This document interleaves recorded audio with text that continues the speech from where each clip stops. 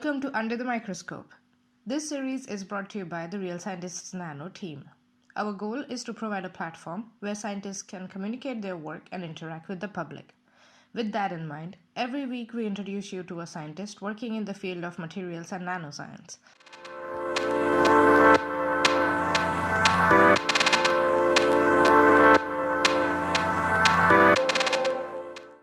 Everyone, today we have with us Matthew Diasio, who recently successfully defended his PhD thesis at the University of Virginia. Matthew, hi. Welcome on board. Hi, good morning. I am excited to be here.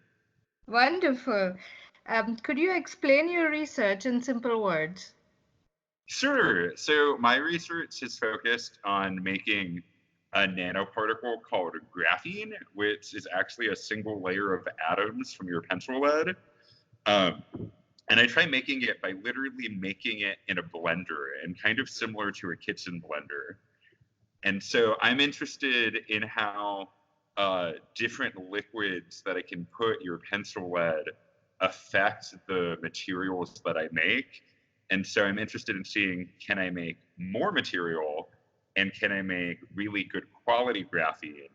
And this way we can actually have large amounts to put into, say, consumer products like a smartphone, or use it for 3D printing or for special coatings. Wow, that's interesting. So you're working or you're producing the wonder material of the 21st century. Hopefully, I feel like there's sometimes always a question of like, okay, but have we made enough yet? And so that's where I'm trying to come in by suggesting a way to make more of it, because we can't really do anything with it unless there's enough to do it cheaply. What can the followers expect in the week you will be curating the Real Sci Nano account? Yeah, that's a good question. So I'll be talking a bit about graphene and just like sibling nanomaterials, carbon nanotubes, and fullerenes. Um, and then, because the way I'm making graphene in this blender, I produced a colloid mixture, kind of like an emulsion. Although in this case it's called a sol. I'll also be talking a bit about like colloids and dispersants and soft materials. Uh, and like where they come from, how they interact, and maybe answering lots of people's questions about like the special nature of these different states of matter. I'll also be talking about rheology, which is just kind of a fancy way scientists talk about looking at how things flow or deform when you apply stress to them. I use this a lot to kind of better understand how the blender is working, and it also relates a lot to kind of how you can think of it as how squishy something is.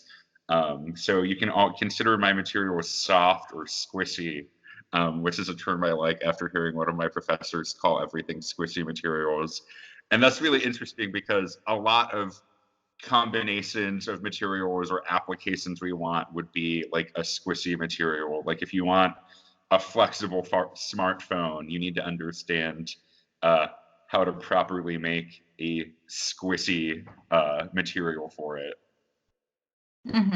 Okay, that sounds super interesting. And we will also probably get some insights on how to successfully defend your PhD thesis, in the US. You would probably also be talking about that.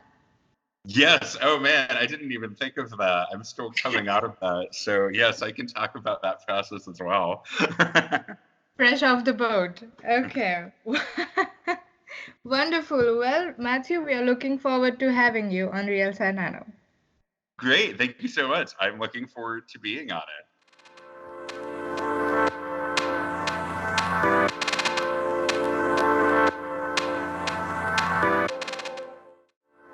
Thank you for listening.